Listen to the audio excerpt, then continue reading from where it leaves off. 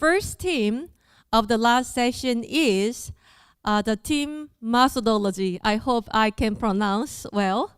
With the title of Guidance of Bridge Watchkeeping Arrangement on Mass Degree 2. Please join me welcoming the team Massodology with a big round of applause. Digitalization is one of the IMO trends, especially maritime autonomous surface ship MAS. The era of MAS is coming. It's time to prepare the method. The guidelines of bridge watch arrangement for MAS. Massodology is coming! Good afternoon, honorable judges and distinguished delegates, and ladies and gentlemen. We are Team Massodology. It is a great honor to present our proposal about the guidance of bridge watchkeeping arrangement on MAS, especially in Degree 2. We would present our proposal as follows. First, in background, we would explain the strategic direction of IMO and recent trends of the maritime autonomous surface ship, short MAS, in terms of both regulatory and technical development. Then, we would introduce our analysis of the problem and the procedure for building the guideline. Finally, by proposing and describing our guideline as solution, we would explain the expected benefit of that. This delegate would introduce the background. Strategic direction, short as SD, is 6 years plan which the IMO Assembly adopts. According to the 32nd session of the Assembly, SD 2.7 includes a regulatory scoping exercise, short RSC, for the use of MAS, which is one of the most important issues currently ongoing in IMO. According to MSC Circular 1638, RSC is the exercise involved assessing a substantial number of IMO treaty instruments under the remit of the Maritime Safety Committee. These involve the development of MAS terminology and definitions. To facilitate the process of the RSC, the degrees of autonomy were organized as below. Degree 1, seafarers are on board to operate and control. Degree 2, remotely controlled ship with seafarers on board. Degree 3, remotely controlled ship without seafarers on board. Degree 4, fully autonomous ship. Remote operator and autonomous ships are defined by 99th session of MSC. It says that a remote operator is defined as a person who performs or monitors the navigation of autonomous ships without being on board. Autonomous ships are defined as ships capable of providing decision support or making it possible to take over parts of or the entire human control and steering of the ship, irrespective of whether control is done from the ship or somewhere else. MSC and Legal Committee have agreed on the need to establish a joint MSC Legal Facilitation Working Group as a cross-cutting mechanism to address common issues identified by the RSC for the use of MAS, conducted by each of the 3 committees. The framework and methodology for the MSC's RSC on MAS was approved by 100th session of MSC. The Legal Committee decided to the same approach as MSC, and a slightly adjusted framework and methodology for Legal's RSC was approved by 106th session of Legal Committee. The Facilitation Committee agreed a similar process. The RSC was finalized at the 103rd MSC in May 2021. The 105th session of MSC in April 2022 commenced work on the development of a goal-based instrument regulating the operation of MAS. The MSC approved the roadmap containing a work plan for the development of IMO instruments for MAS. The roadmap envisages the development of a goal-based instrument in the form of a non-mandatory code with a view to adoption in the second half of 2024 as the first stage. Based on the experience gained in the application of the non-mandatory code, a mandatory MAS code will be developed, which is envisaged to enter into force on 1st January 2028. IMO seminar on development of a regulatory framework for MAS was conducted on 5th and 6th September 2022 to discuss the big challenges and new approaches needed to create a new regulation, namely MAS code. This seminar covered a wide range of topics, including current MAS projects, common legal issues, and key principles of the future IMO MAS code.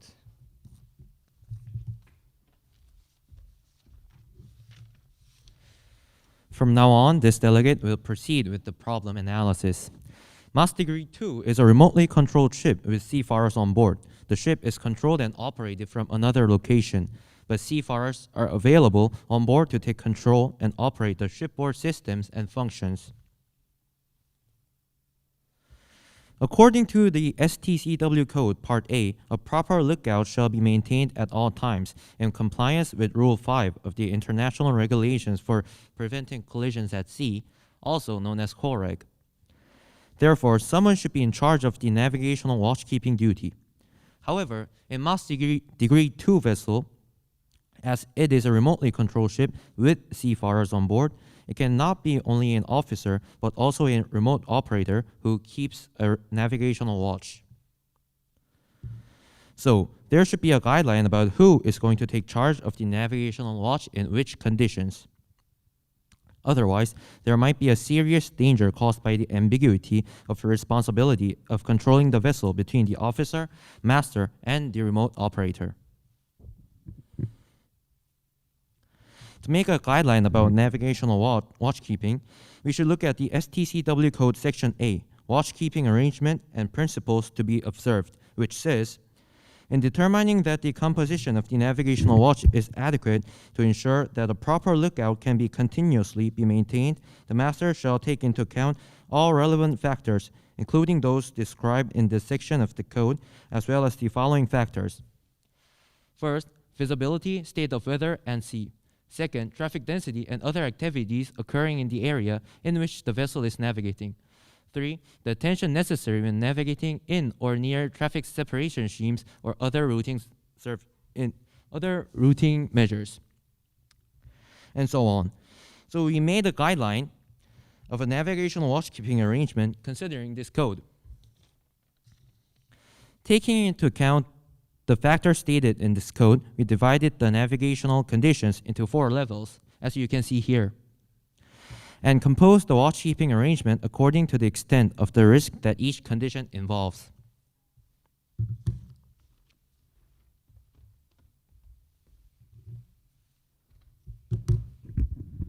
From now on, this delegate would like to introduce our guideline of navigational watchkeeping arrangement. This is the guideline of watchkeeping level which we have come up with. It consists of 4 watchkeeping levels: level A, level B, C, and E. Each level contains who should take charge of the navigational watch in which conditions. During voyage, a vessel encounters different conditions and situations. So we classified those conditions into these four levels in this table of watchkeeping arrangement. First, watchkeeping level A is when a vessel navigating in clear weather and low traffic density. In this case, the vessel is operated only by a remote operator because not much risk of collision exists. So the bridge of the ship is left empty. However, according to STCW code and COREG Rule 5, a proper lookout shall be maintained at all times. It means that at least one officer of the ship should take charge of the navigational watch. And in this case, the remote operator should take this role, even though the remote operator is physically away from the vessel. And watchkeeping level B is when a vessel encounters conditions of heavy weather, high traffic density, or restricted visibility. These conditions may increase the risk of navigation. We believe that in these conditions, it is dangerous to operate the vessel only by the remote operator, because remote operation is conducted based on the information collected from the vessel's navigational equipment and sensors, such as radar or cameras. However, in restricted visibility, like foggy weather, camera videos may not be clear enough for the remote operator to find the dangerous obstacles, and the radar also tends to perform only its restricted performance in heavy weather. Because of these limitations of equipment, relying on only remote operating system is dangerous. Therefore, if one or more of these conditions are encountered, an officer on board shall come up to the bridge and take charge of the navigational watch. In this case, the remote operator should not be released, but communicate closely with the bridge to give all the helpful information to the officer on board. Next is watchkeeping level C. Watchkeeping level C is conditions where the master should take command of the vessel. There are narrow channels, traffic separation schemes, entering and leaving port situation, including pilot onboard situation, or any case of necessity by master's decision. A port traffic system is very different from that in the open sea. A port traffic system often involves a large number of vessels and their movements, and inevitably traffic-related accidents such as collisions, contacts, and groundings. Since these situations entail a very high risk of accident, the master who is experienced and competent should come up to the bridge and control the vessel safely. In this case, an officer on board also stays at the bridge with the master, keeping a sharp lookout and helping him. The last one is the watchkeeping level E. It is an emergency situation. Even though the Mass Digger 2 is a remotely controlled vessel, and even the technology is advanced, we should always think about the emergency situation, because every machine has a possibility of failure. Let's think about what's going to happen in cases where the autonomous and remotely controlled system itself fails or malfunctions. And accordingly, the remote operator fails to maintain the command of the vessel. In this case, it will put the vessel into a very critical situation. So in this case, both the master and an officer on board should control the vessel safely and handle the situation immediately. If this happens, the vessel is no longer operated as a mass. It should be operated just the same as a conventional vessel.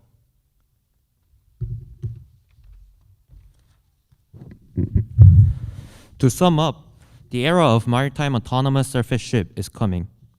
Once the commercialization of MAS is successful, it will provide countless benefits. First, MAS can improve the safety of navigation. If the autonomous navigation system is proven to be reliable enough, it will reduce maritime accidents, which could also lead to insurance discounts. Second, MAS can solve the problem of decreasing experienced seafarers.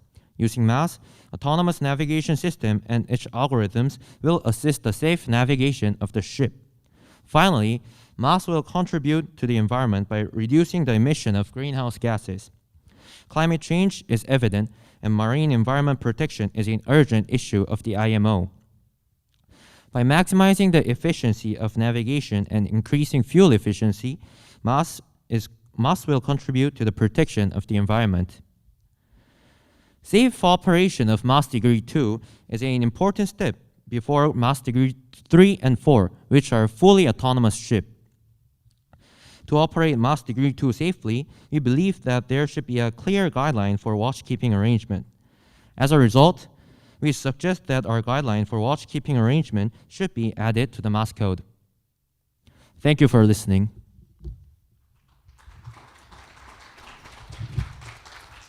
Thank you, Team Methodologists, for your presentation on literally methodology in general sense. First, I would like to invite judges for their insightful questions and comments.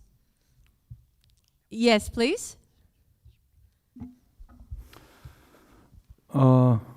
I enjoyed your presentation. Thank you for that.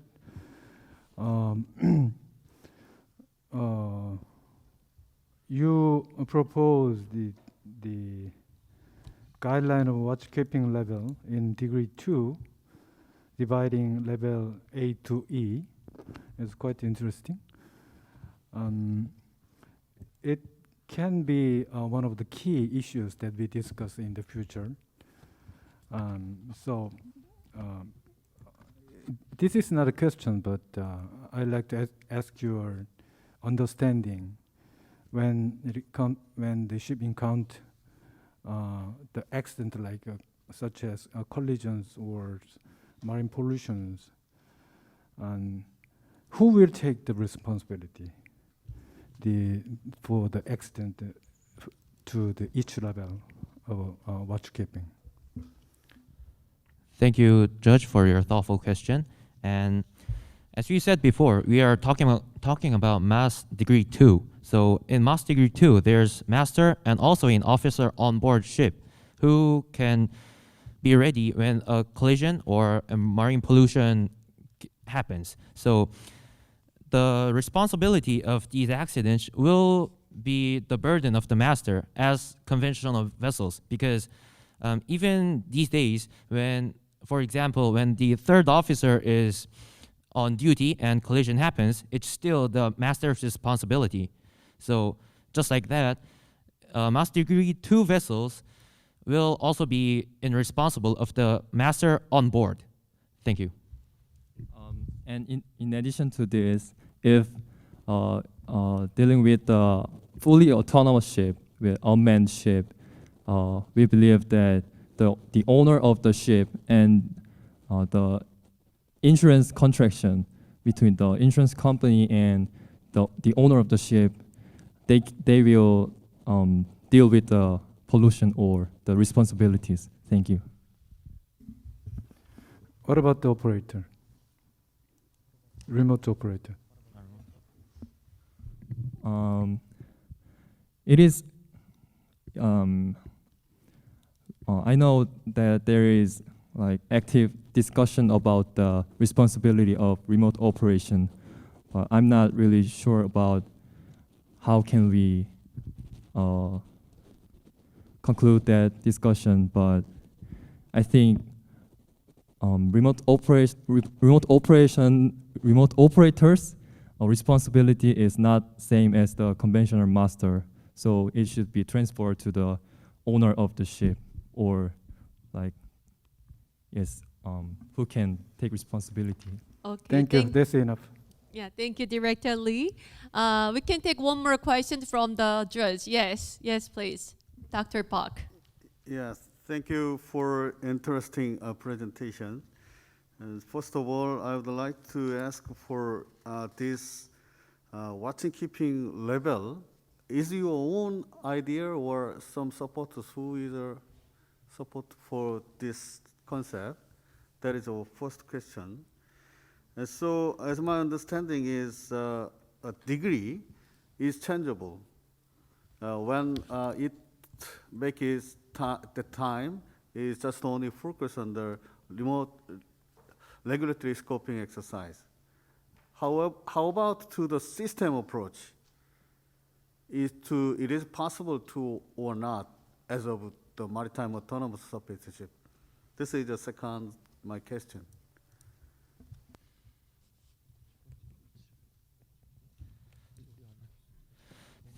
Thank you, Judge, for your thoughtful question. First, the bridge watchkeeping arrangement is, as a future seafarers, we learn about the watchkeeping arrangement on bridge. So it's our own idea, but the backbone of this thing is from the ISM code, International Safety Management Code, and the details of this idea is from private companies, private shipping companies.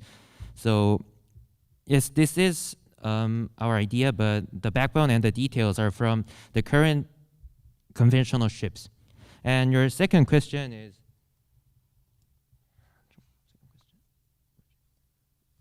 can you repeat your second question, please? It is possible to the system approach of the functional, the maritime autonomous surface ship. It is possible or not? With the This system delegate approach? believes that maritime autonomous surface ship will come, but not in the near future. Degree 4 fully autonomous surface ship has a long way to go. But however, it doesn't mean that degree 4 has a long way to go, doesn't mean that we should not prepare degree 2. So that is why we thought about bridge arrangement in MAS degree 2. Thank you. Okay, thank you. Thank you, Judge. Thank you very much. Now I'd like to open the floor from the Oasis. Please. I'm deeply impressed by your presentation, but I have a question for your team. According to the presentation, in heavy weather and restricted visibility situation, an officer on board should take charge of the watchkeeping duty. However, I wonder why it is safer for an officer on board to operate the vessel rather than the remote operator. So I would say we don't believe only human officer is always safer, or only the remote operation is always safe. There is a human error and there is a system error, like machine error. But we believe that two systems, human and remote operation, are compatible system. They can be complementary for each other. So remote control system can cover the weaknesses of human officer, and human officer can control the vessel safely if the machine or operating system malfunctions or fails sometime. Thank you. Yes, thank you. Are there any questions or comments from the floor? Yes, please. Widean? Yes. Thank you for your presentation. And according to your presentation, master should take command of the vessel on watchkeeping level C and E. Why should the master take command of the vessel when the vessel encounters risky conditions? And why cannot the remote operator take role of the master at that time? Thank you. We thank the distinguished delegates of the team, the greatest seamen, for the thoughtful question about the issue of the role of the remote operator as the master, right? We agree with the fact that it could not seem like there is huge difference between officer on board and remote operator. Also, we do not believe human officer is always safer than an automatic system of remote control system. However, in risky conditions like watchkeeping level C and E, it is safer for master to take command of the vessel. According to the ISM code, a master has the overriding authority and the responsibility to make decisions with respect to safety and pollution prevention. Also SOLAS convention describes that the master's professional judgment is necessary for safety of life at sea and protection of the maritime environment. Considering these, we can find out that master on board is the one who is authorized to make final decisions relating to ship safety.